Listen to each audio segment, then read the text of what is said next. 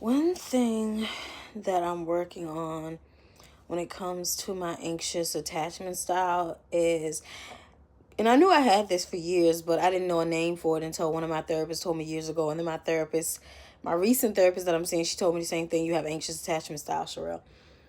And um, one thing I'm trying to work on when it comes to my anxious attachment style is not being so anxious. Like, I get overly anxious over everything. If somebody doesn't text me back on time, I freak out.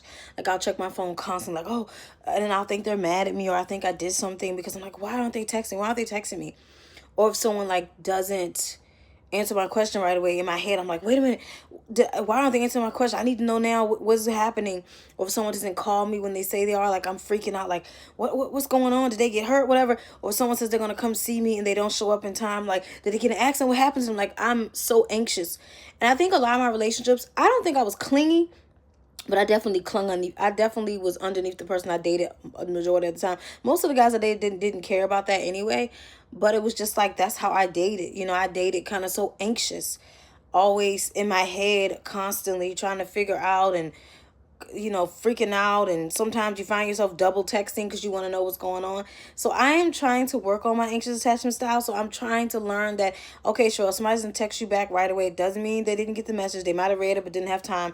It doesn't mean that they don't like you or they're mad. So it just means that they're probably busy, Sherelle. You just need to be patient and wait for them to respond back to you. But in my mind, I think differently. I'm trying to learn that if someone doesn't call me right away, oh, it's probably because something came up. They're at work, Sherelle. Things are happening. They can't always get to their phone to talk to you. And especially in relationships, just learning to not cling so much and make my partner my everything and try to have a life outside of them. That's something I'm working on too. If I date again, just being able to say, Sherelle, he has a life, you have a life. Separate your lives. Sometimes it's okay. It's not the end of the world if you're not with that person 24/7. And those are some things I'm just learning, because anxious attachment style it's like a roller coaster, y'all. And then it ties into my codependency, which sucks. So it's like, I'm trying to like minimize all these things from happening, and therapy is teaching me so much. So I'm trying, y'all. It's not easy though. Like, even today I had text someone, they didn't respond back, and I was in my head like, I didn't even do anything to this person. Why aren't they texting me back? I'm like, I saw they read my message. Like, really? I was freaking out in my head.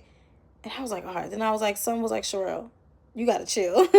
But it's not even just that. I'm learning to be okay with people who I'm trying to learn to be okay with people who are not good for me too, and just learning to let go. I'm gonna tell y'all in a minute.